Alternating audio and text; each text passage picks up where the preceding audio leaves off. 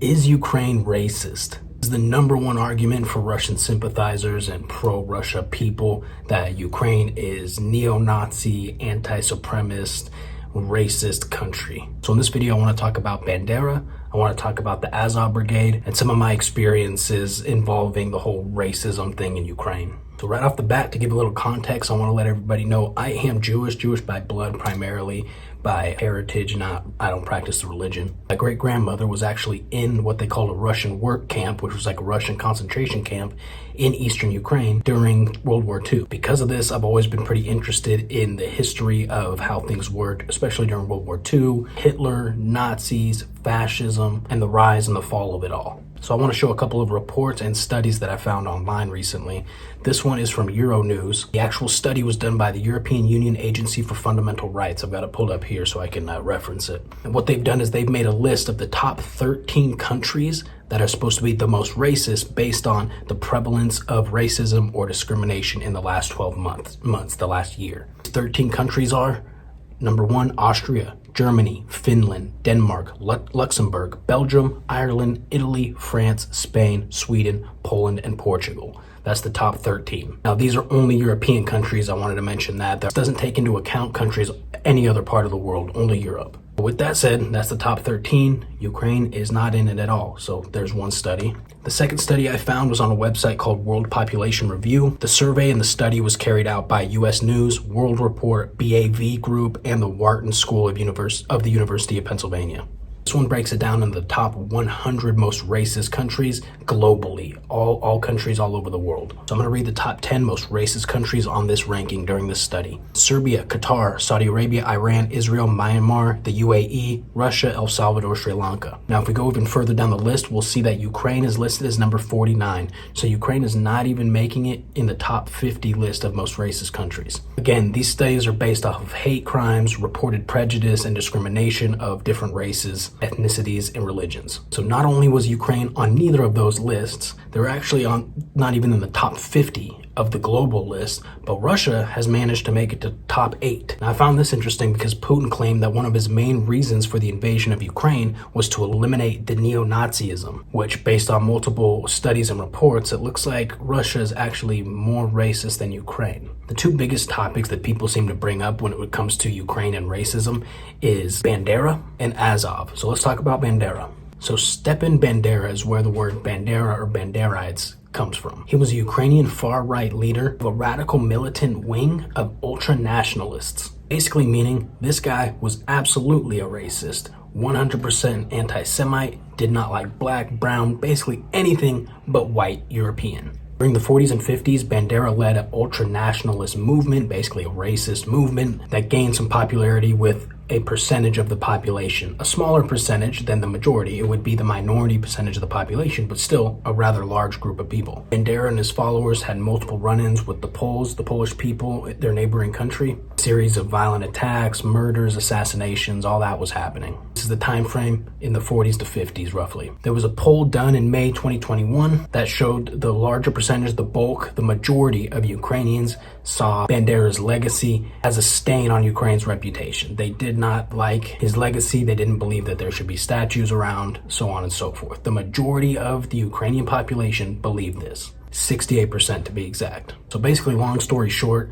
this guy was a racist. He did some good things for the government, but mostly he was a racist, violent, fascist, political, and militant figure. I want to be clear, there's no arguing that this guy was not racist, because he was. He absolutely was. But as I mentioned before, this was in the 40s and 50s, and in current day, the majority of Ukrainians do not support anything about Bandera. Russian supporters and Russian sympathizers will paint this picture that every single Ukrainian civilian and soldier is in support of Bandera or the ideologies, which, as I just proved, as you can see, is absolutely not the case. So again, before we move on, is Bandera racist? Yes. Is Ukraine in support of Bandera? No. Moving on. Azov Brigade gained a lot of popularity in Russia's invasion into Ukraine in 2022. Azov Brigade actually has a similar story kind of background as Bandera. The 12th Special Operations Brigade, also known as Azov, is a unit that has been integrated into the National Guard of Ukraine. As recent as the early 2000s up until about 2015, 2016, they were not a part of the National Guard of Ukraine. They were their own separate entity, but they acted on behalf of the Ukrainian armed forces. So they did fight the same enemies as Ukraine, they supported Ukraine, and fought with the Ukrainian armed forces. 1982 is when Azov was founded, which definitely had some ultra-nationalist and neo-Nazi leanings, is what they call them, tendencies. Even their logo is a take on the swastika. A little bit different, but it looks like somewhat of a take of a swastika. So up until Azov was actually integrated into Ukrainian armed forces, the Ukrainian National Guard, they definitely had ties and tendencies that connected them to anti-Semitism, neo-Nazism, and ultranationalism. So yes, it's safe to say that they were a racist brigade fighting with the Ukrainian armed forces. It's a different story once they're integrated into the National Guard of Ukraine. Azov has released numerous statements saying that they have none of the same ideologies, none of the same political views or concepts as the previous members and founders and leaders of Azov. The Azov Brigade has been an integral and extremely important part of the defense of Ukraine since the Russian invasion in 2022. Azov has seen action in almost every major battle during this conflict. It's also important to note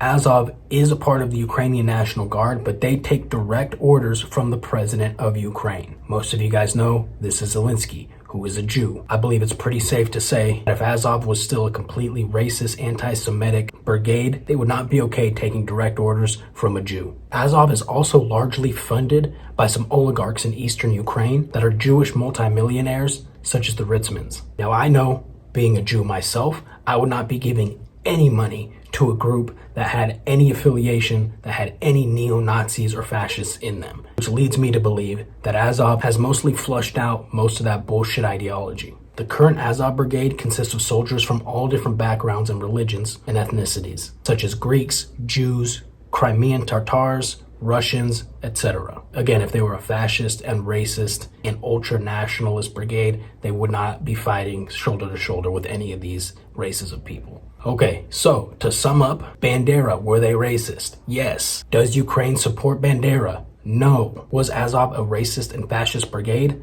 Yes. Are they still? No. Now I know it feels like we're just beating this to death, but it's extremely important to me to be as clear as possible because there's a lot of confusion when it comes to some of these topics. Now I'm going to share my experiences with some of this racism while I was in Ukraine, and then we're going to wrap it up. When I joined the International Legion, this German guy joined along with my group. So we joined at the same time. We started training at the same time. About 2 to 3 days in, people started realizing this guy's kind of strange. And he made some anti-Semitic and racist comments to some of the guys in the barracks. On day 3 or 4 of him being in that barracks, command had already gotten word, kicked his ass out of the Legion, just like that. We then had a formation outside where every Legionnaire had to go and stand in front of command, while command told us there is no room for racism, Nazism, fascism in the International Legion. They were extremely clear about this. And our main commander at the time was actually an ex-Special Forces German soldier. He's the one that walked this punk-ass Nazi kid out of the barracks and kicked his ass out. Now, I did get into it with a couple of guys while we were in the barracks in regards to me being Jewish and them making some anti-Semitic comments, but they were not Ukrainian. They were French. I noticed one of the Frenchmen who I'd been training with for a while had an SS painted on his helmet. It was very small on the bottom, but I noticed it. So naturally I asked him about it, and he explained to me, which is still confusing to me. I don't know how the nationalism works over there in France, but he explained to me it means nothing about hating Jews or hating other races. He just has a ton of pride and wants to keep France French. So I don't know exactly what that meant, but him and I were still cool. I know if I got hurt on the front, he would come and get me, and vice versa. There was no ill will or hard feelings. Again, during training, there was a younger Frenchman, just a kid, I think he was barely 17, who actually had Hitler as the wallpaper on his phone. This was quickly snuffed out again by command. Command found it, they saw it, they said, get your ass out. So a couple things to note. The only time I saw any anti-Semitic, racist, or fascism stuff was just from some youngster kids, and one was German, one was French. neither Ukrainian. And even with the older French guy who had some questionable symbols on his gear, it made it very clear to me that he had no problem with me. So he was either lying to me because he knew I would stomp his teeth in, or there really is some nationalist French thing going on that has some similar symbols. I don't know anything about that. Let me know in the comments if you're French or know anything about this French nationalism. There is one thing that I saw